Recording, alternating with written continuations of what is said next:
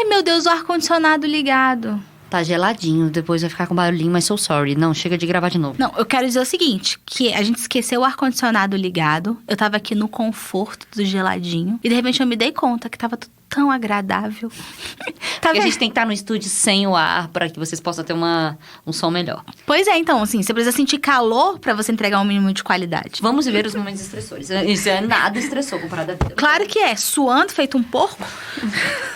Gente, dualidade, vamos seguir. Dualidade, um bate-papo com resumo de livros que tratam sobre o desenvolvimento humano e as inquietações da vida moderna, com a jornalista Adriana Nicásio e a publicitária Júlia Scheibel. Bom dia, boa tarde, boa noite, ouvintes do Dualidade. Estamos aqui com mais um livro que se chama Em Busca de Sentido, de Viktor Frankl. É um dos livros mais citados, assim, dos últimos livros que a gente leu, eles sempre falam sobre a logoterapia e sobre esse livro. A logoterapia vem de logo, que segundo o Viktor Frankl escreve na introdução do livro, tem o significado para ele de sentido. Então, essa logo no sentido de sentido. Então, terapia do sentido. Então, é buscar o sentido de viver. Diferente do sentido do sentimento, é mais no sentido de o que você espera da vida. Eu falei até razão, né? E aí a gente estava conversando sobre esse livro. E assim, o logos no sentido de o que você espera da vida. O que é pra você mais importante, o que te dá sentido de vida. Mas antes de qualquer coisa, eu quero contar para os nossos queridos ouvintes que essa é a nossa terceira tentativa de falar sobre esse livro. Que é um livro muito denso. A gente discordou dele do início ao fim. A última gravação teve até briga. Porque a gente discorda em muitos pontos. Pou. Mas o que a gente concorda é que o livro é fantástico. O livro é muito bom. Eu li esse livro uns 8 anos atrás. A gente já tinha citado isso no outro episódio. E dessa vez reli ele. E assim, como ele é dividido basicamente em... Na verdade, são 2 partes. A última é uma terceira, um adeno, né? Uhum. Metade dele conta sobre a história dele no campo de concentração. Por isso que o livro ele é tão importante. Porque é a história de um psiquiatra dentro de um campo de concentração. Não foi qualquer campo de concentração, ele estava em Auschwitz, na Polônia. E ele passou 3 anos da vida dele sofrendo as misérias que todos os judeus presos no campo de concentração sofreram. Então, é toda a análise dele daquele período, aquele sofrimento imenso, e de que forma que ele consegue superar isso, se é que é possível superar. É verdade. Aí ele até cita no livro a frase de Nietzsche: quem tem por que viver pode suportar quase qualquer como. Então, como ele era um psiquiatra, né, e ele se chama como psicoterapeuta, então ele também já fez neurologia, então ele conta essa história lá no finalzinho do livro. Como uma pessoa que tem tanto conhecimento sobre a mente humana e já trabalhava com um hospital psiquiátrico com suicidas, né, que eram com mais de 15 mil pessoas que tiveram depressão, que passaram por ele antes dessa situação. Então, ele é uma pessoa que, quando entrou no campo de concentração, ele pensou assim, eu vou estudar isso aqui, vou tentar analisar, e botava em papéis, anotava. Então, esse é um dos pontos que a gente discorda muito. Porque eu não vejo que ele entrou ali com o sentido de estudar. Ele entrou ali para sobreviver. E todo instante ele tentava saber como sobreviver. Ele buscava um motivo para sobreviver. E ele buscava um motivo para sobreviver com o sentido de escrever. O sentido dele de estar ali, já que ele já imaginou que podia perder pai, mãe, esposa e a filha, que ele tinha 36 anos quando entrou. Então, assim, qual o sentido dele de vida? Era os escritos dele, eram os manuscritos que ele tinha.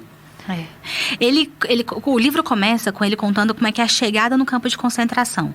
Então, depois de mais de 4 dias, num vagão onde 1.100 pessoas estavam ali em pé, sem janela, sem ar, sem nada, que era um espaço que cabia 200 pessoas, essas pessoas chegam em Auschwitz. Na hora que elas chegam, qual que é o primeiro impacto?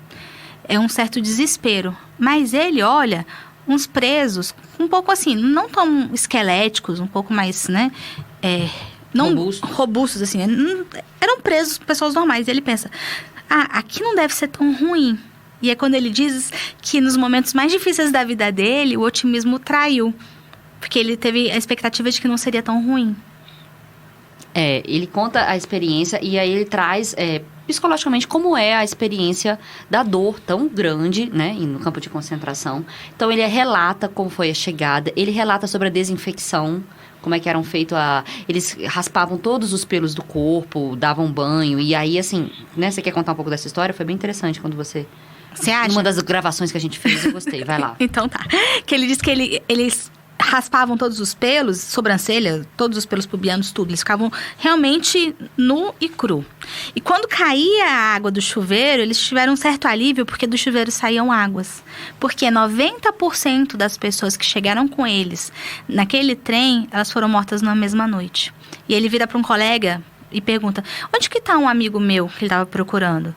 E esse amigo, ele aponta ao longe uma clareira muito grande, com uma fumaça muito intensa, e disse, o amigo tá ali. E aí, como ele, primeiro choque de realidade que ele tem, que o amigo virou cinza, né? Uma pessoa que há 4 dias estava com ele ali, suportando toda a dor de ser transportado. Então, há o tempo todo esse sentimento de que pode morrer a qualquer momento. Então, todas as decisões que se tomam ali dentro, elas são muito rápidas de viver ou não viver. Ele conta também que, assim, há um distanciamento, porque quando eles fazem toda essa... tirar os pelos e tirar toda a característica, há uma visão de olhar para fora, de você ver aquela pessoa como um número. Eles são um número. Então, assim, a vida e a história da pessoa e todo aquele... o símbolo, toda a identidade dela é recrutada a apenas um número. E eles ficam nus naquela entrada, naquela chegada, porque... tantos os judeus que colaboram com os alemães, que eles chamam de capos, quanto os alemães, eles querem tirar deles tudo que eles têm. Então, assim, um restinho de joia que ainda poderia ter existido. Um dos prisioneiros chegou a apanhar porque pediu para ficar com a aliança, né? Então, eles era um campo de extermínio. Eles queriam acabar com os judeus.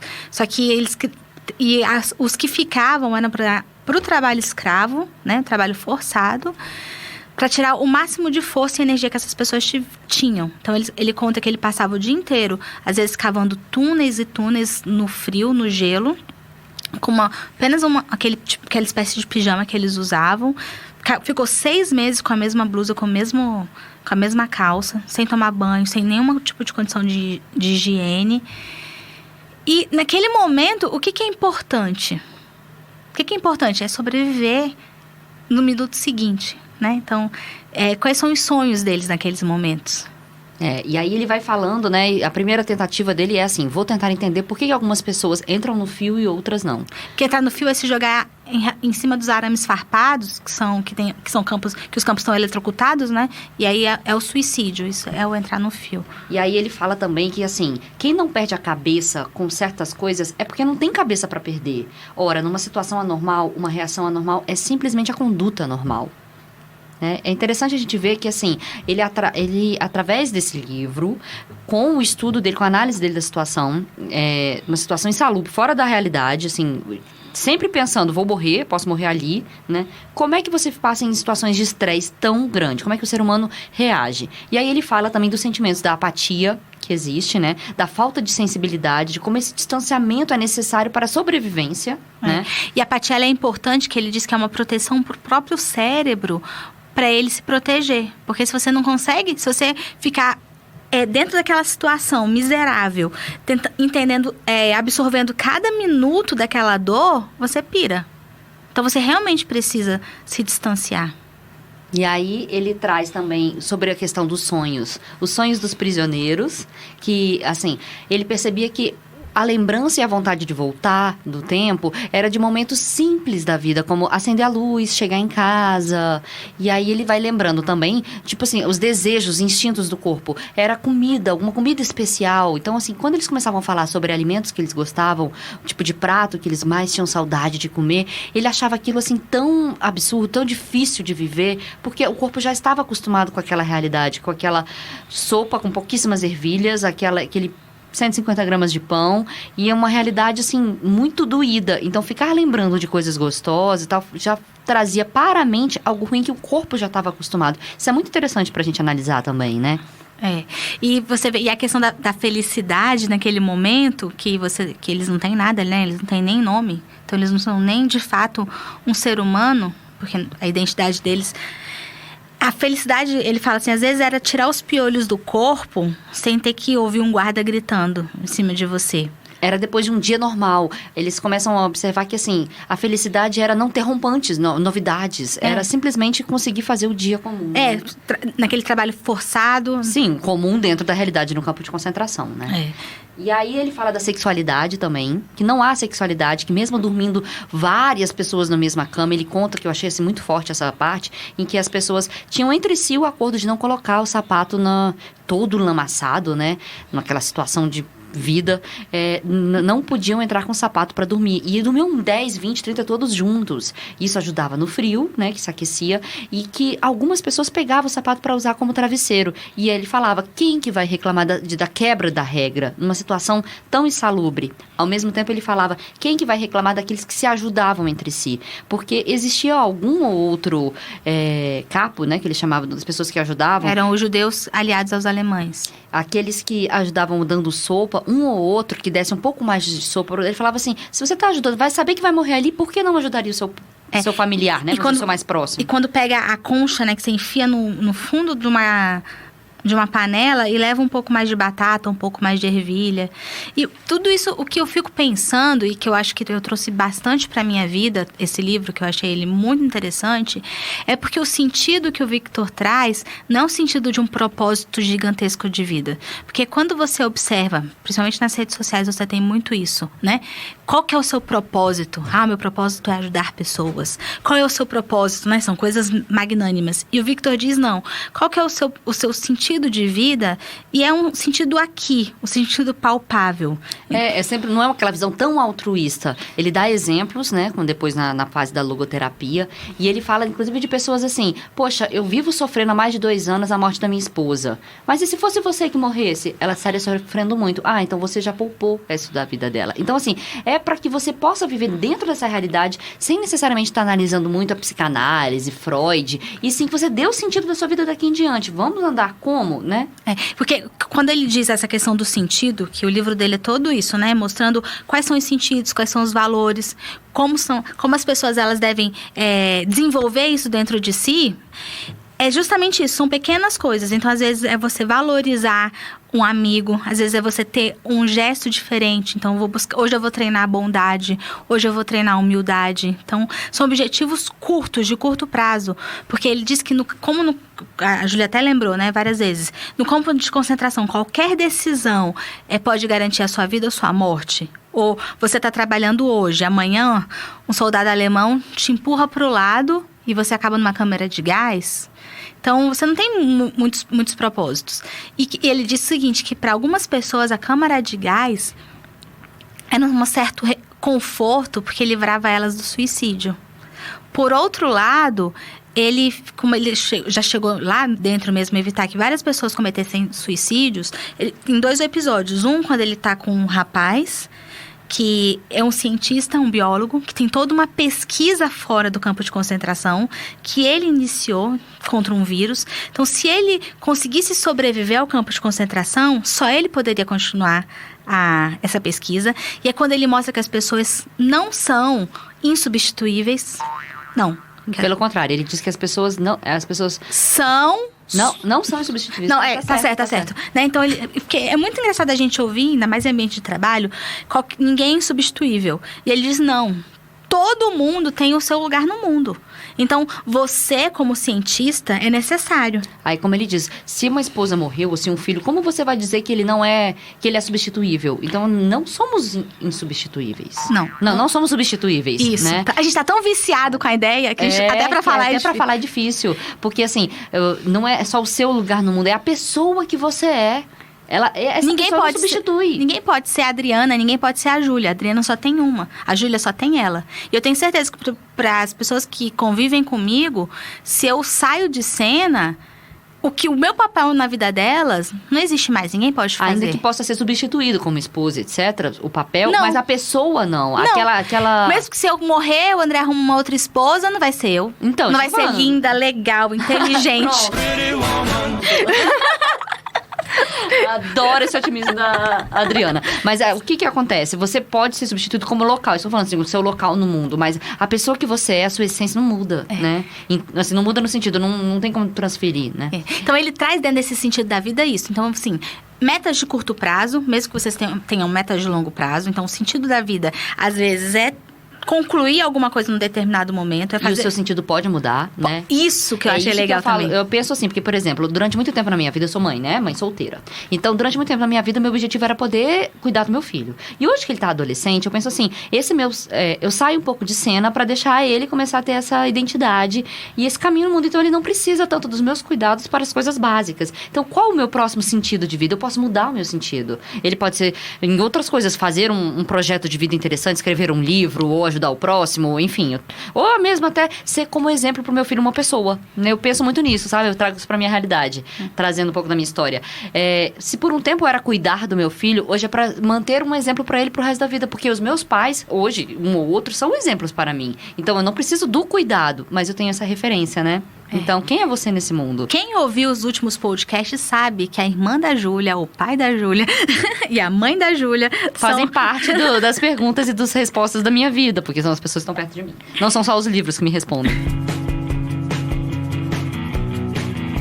E aí, seguindo, ele fala um pouco sobre o amor. E ele fala de um amor transcendental. Eu vou trazer até uma partezinha aqui que ele fala assim.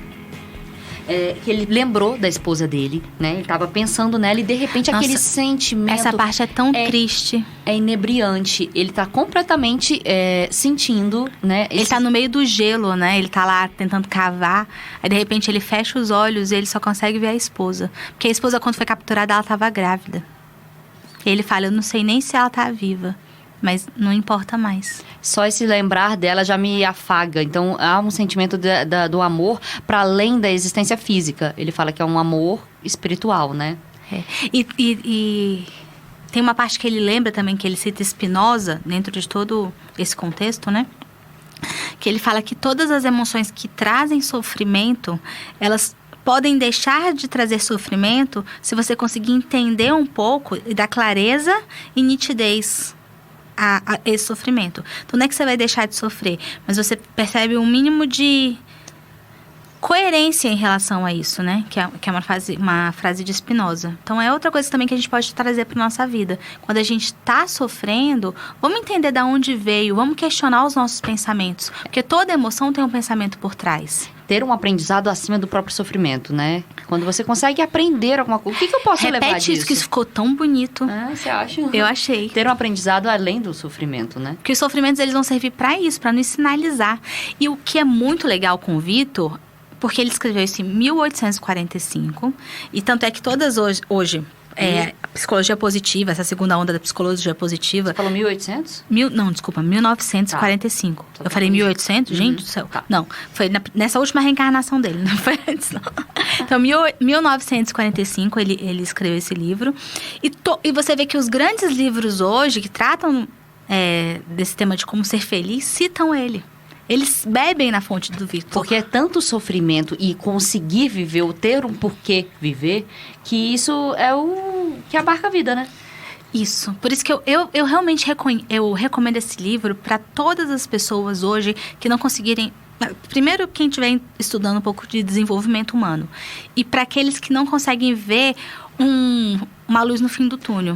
Como estamos, né, com muitos casos de depressão, cada vez mais os problemas são emocionais, há um vazio existencial. E esse livro, ele trata muito do porquê desse vazio existencial, ou qual a necessidade disso, sendo que a gente poderia estar numa situação muito pior. Então, a sobrevivência, o estar vivo, já tem que trazer uma própria lucidez, um sentido de vida, para além até da própria religião e espiritualidade. E ele diz o seguinte, o vazio existencial, ele existe justamente porque falta sentido. Porque se você estiver dentro de um ambiente de dor, dentro de um ambiente de morte, dentro de um ambiente de sofrimento, se você tem um sentido, você consegue superar isso. E aí, quando ele traz que, por exemplo, algumas pessoas começavam a fumar, existiam cigarros, né, que davam de premiação. Não é premiação. Não. Era prêmio por quando terminava o trabalho no final não era prêmio, era pagamento. Ah, tá, desculpa. Você, depois, a cada 2 semanas de trabalhos forçados, você recebia 6 cigarros. Depois de 1 mês de trabalhos forçados, o seu pagamento eram 12 cigarros. E você podia fumar aquele cigarro, ou você podia trocar por comida. Então, como você só tinha uma ração rala por dia, as pessoas guardavam o cigarro e ia trocando, porque garantiam pelo menos mais... Uma sopa. uma sopa a cada 12 dias. Então, o que acontece? As pessoas que ele percebia que já não tinham mais vontade de viver, pegava o cigarro e fumava. Então, você acaba tendo um prazer momentâneo em vez de pensar na sua sobrevivência. Você se entrega, né? Essa entrega é quando você já não tem mais o porquê viver qualquer sentido, né? Então, é uma dor muito grande. E ele observava tudo isso, anotando como psicólogo. Ele tinha essa observação do ser humano, de quando que... E é isso que eu estudo no livro. Quando que as pessoas fumavam esse cigarro e desistiam, e o que fazia com que elas andassem, sabe? E aí, seguindo, ele fala um pouco sobre a arte no campo de concentração, a vontade de ter um pouco mais de solidão, a busca pela fuga pela solidão. Ele fala do humor, que existe um humor negro, existe o próprio humor, ele traz esse distanciamento da dor. Quando você ri um pouco de si mesmo, quando você se coloca num papel de observador da situação, isso te faz um pouco de fortalecer, te dá um pouco de força para continuar seguindo, né? Aí... Até que chega o momento da libertação. Sim. E quando eles são libertos, é como se eles fossem um mergulhador que, de repente, sobe rapidamente para a superfície. Então, você está cativo e, do nada, você tem um total relaxamento físico, né, das tensões. Só que quando você se vê livre, fica a pergunta, né? E agora? Antes disso, só para citar, que tinha irritabilidade também, como um sentimento muito forte lá, né? E aí, quando eles foram soltos, eles se questionavam, você tá feliz? Ele, não tô... Você tá alegre? Não. Eles tiveram que reaprender a alegria.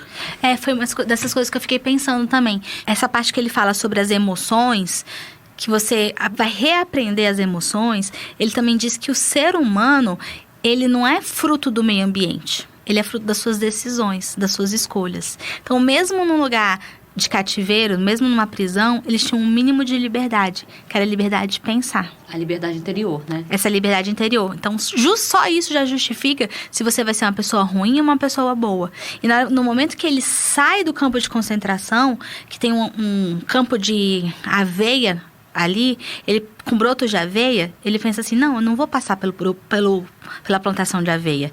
E um dos companheiros dele, que durante todo o processo foi uma pessoa genuinamente boa, ele diz assim, depois de tudo que fizeram comigo, você vai ficar protegendo o broto de aveia? E ele começa a pisar naqueles brotos de aveia para detonar os brotos de aveia. E ele pensa que, ele olha para aquele companheiro e ele diz assim, ainda vai levar um tempo para ele aprender coisas básicas, como não fazer ao outro que eu gostaria que o outro não fizesse pra gente. Então, essa irritabilidade, essa raiva, essa vingança, esse desejo de vingança, sai com essas pessoas também do campo de concentração. Sim. Então, ele diz que tem dois tipos de pessoas. Revolta, né? A revolta. Tem dois tipos de pessoas que estão presas ali.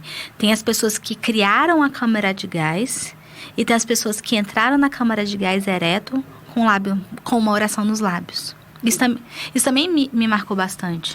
E assim, o que eu gostei também muito dessa parte que ele fala assim, a maioria se preocupava com a questão, será que vamos sobreviver ao campo de concentração? Pois caso contrário, todo esse sofrimento não tem sentido. Em contraste, a pergunta que me afligia, no caso, né, doutor, era outra, será que tem sentido todo esse sofrimento, essa morte ao nosso redor? Pois, caso contrário, afinal de contas, não faz sentido sobreviver ao campo de concentração. E agora explica, por favor, o que você leu aí. Então, caso contrário, afinal de contas, não faz sentido... uma vida cujo sentido depende exclusivamente de se escapar com ela ou não, e, portanto, dar boas graças de semelhante acaso, uma vida dessas nem valeria a pena ser vivida. Tá. Agora explica. Porque as pessoas perguntavam, será que a gente vai conseguir sobreviver a isso? E ele pensava, será que o que eu vou fazer da minha vida, que se eu sair disso aqui... Qual o sentido desse sofrimento? Então, enquanto um estava pensando em escapar daquilo, ele estava tentando entender se aquilo que ele estava vivendo... Tinha alguma utilidade. Tinha alguma utilidade. Por quê? Ele estava buscando o aprendizado enquanto estava vivendo aquilo. Você entende a diferença? Que é assim, eu tento escapar da dor, e simplesmente para não senti-la mais. Enquanto você está sofrendo junto, e você pensa assim, para que eu estou... Senhor, por que eu tá me fazendo isso? E aí você poderia pensar, tá me lapidando como diamante, como ser humano. E ele disse, inclusive, que o sofrimento ele não é necessário para você melhorar e nem para você encontrar sentido. Que quem pensa que sofrimento é importante é masoquista. Sim, que não tem nenhum heroísmo em considerar o sofrimento algo importante nesse sentido. Assim, quando o sofrimento ele é desnecessário. Desnecessário. Então, se ele acontece, vamos tirar o proveito daquela situação e É o aprendizado. É de que toda situação, ela não pode simplesmente modificar você para maldade. Que toda situação que você vive, você tem que questionar no sentido de te levar para algum caminho que te faça bem para você e pro próximo, né?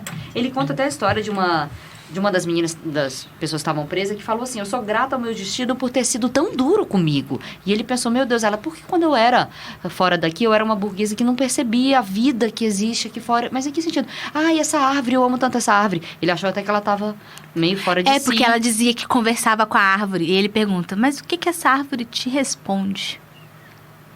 E aí ela dizia... Cadê? Deixa eu achar a parte aqui. Com essa árvore eu converso muitas vezes. Fico meio desconcertado, sem saber como interpretar as suas palavras. E ela me dizia, eu estou aqui, eu sou a vida eterna. Então, assim, é de uma beleza também. Ela encontrou consolo, né? Isso me lembrou um livro chamado O Último Encontro, que é um livro de uma pessoa que está perto de morrer, que conversa com um aluno, né? E aí ele fala assim, o que você gostaria de ensinar para as pessoas? Para elas olharem, ele olhava muito pela janela, ele gostava de olhar a janela que tinha uma árvore, que ele ficava observando essa árvore trocando, né? Pelas estações de ano, ela ficava sem as folhas, ficava verde. Ele falava, eu gostaria que as pessoas olhassem para essa árvore como eu olho, porque elas vissem o sentimento, conseguissem observar essa árvore com carinho, sem precisar passar por todo o sofrimento que eu tô. Então, é esse olhar de beleza pela vida, é a gente conseguir extrair da simplicidade uma satisfação. Apesar dele falar que a vida não é satisfação. Ele trabalha muito essa questão do sentido, né? Ele trabalha do sentido e é bem legal, porque como ele diz que você não precisa sofrer o tempo todo, você viver na homeostase, né? Que é uma vida em equilíbrio, uma vida sem dor, também não é a resposta. Porque um pouco de tensão ela é necessária. Porque, inclusive, se a gente pensar no nosso próprio caminhar, se você não tiver o atrito do pé com o chão, você não vai para frente. Então, a dor, a tensão, são mecanismos que vão nos levar para frente. Claro que tudo em excesso, como diz o próprio Cortella, lembrei do livro do Cortella, que se você tá cansado, você descansa e beleza. Mas se você tá estressado, não tem nada que te faça desestressar. Então, talvez é isso, é aprender a lidar um pouco com esse estresse. Sim, aí ele entra depois, né, na questão... que ele passa pelo campo de concentração e que ele conta sobre essa necessidade de reaprender a alegria. E aí termina a parte do campo de concentração e a gente vai para a logoterapia. O livro trata sobre como ele criou essa logoterapia, que é uma forma diferente, não é da psicanálise. Só um minuto, é que você tá muito fora do... Tô? Não tá aqui? Não, Ai, meu Deus, o ar-condicionado ligado. Tá geladinho, depois vai ficar com barulhinho, mas so sorry. Não, chega de gravar de novo. E aí, seguindo... Vamos desligar pelo menos pro final. Não? Não, agora vai tudo, né? Não, desliga pelo menos pro final não ficar ruim. Tá bom. Pause.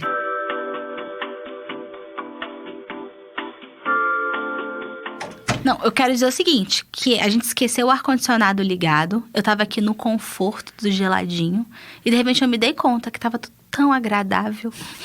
Porque a gente tem que estar no estúdio sem o ar, para que vocês possam ter um som melhor. Pois é, então, assim, você precisa sentir calor para você entregar um mínimo de qualidade. Vamos viver os momentos estressores. Isso é nada estressou comparado à vida. Vamos lá. E aí, seguindo... Claro que é. Suando feito um porco. Gente, dualidade. Vamos seguindo. E aí, quando ele entra na segunda parte do livro, ele fala sobre a questão da logoterapia. Que a logoterapia, ela diverge da psicanálise, né? Enquanto um tá trabalhando impulsos, sentidos, ele busca o sentido da vida, né? Porque a logoterapia, ela é a terceira escola vienense de psicoterapia. A primeira vem com Freud, que é a psicanálise, que vem a vontade, o desejo do prazer, então ela é toda voltada para o prazer. A segunda é a escola de Adler, que ela é voltada para o poder, então todo o anseio do ser humano é ter poder. E a terceira escola, a logoterapia, que é em busca do sentido. Que ela é um conflito em relação aos outros dois. Tanto é que o Viktor Frankl chegou a ser, antes da guerra, expulso do Conselho de Psicoterapia de Viena por divergir de Adler. Ele chegou a ser expulso de lá. Então, ele conflita um pouco com esses dois. Mas, para ser muito sincera, eu gosto da psicanálise. Adoro Jung, que é diferente de Freud. Mas a logoterapia, para mim, está sendo um divisor de águas. É muito bom. E aí, ele fala que muito desse vazio existencial e que muitas pessoas estão buscando os psiquiatras muito mais pelo tédio do que pela angústia. Se a gente pensar que ele... Muito mais pelo quê? tédio do que pela angústia. E se você pensar que uma pessoa que viveu tanto sofrimento, realmente, as pessoas que vão... Ele até cita, as pessoas que vão... Antigamente iam para o padre, iam para... né, assim, para um pastor, para perguntar sobre o sentido da vida, porque antigamente a gente tinha essas com mais tradição, né, na vida. Hoje a gente tem uma abertura muito maior, né, de liberdade de pensamento, etc. Então, quando a gente vai para um psiquiatra, qual o sentido da vida, o que está me fazendo viver, é muito mais por um tédio do que realmente por uma necessidade, uma angústia psicótica, alguma questão fala das neuroses, né? É. Hoje você vai muito mais em busca do psiquiatra para você tirar a sua dor, então você se enche de remédio para ficar amorfo, amorfo não é a melhor palavra, mas para você ficar estático, qual que é a palavra certa? Ele fala muito do equilíbrio, né? Que a gente busca esse equilíbrio. Não, eu digo assim, mas anestesiado. Você fica anestesiado, então, para não ter que lidar com aqueles problemas.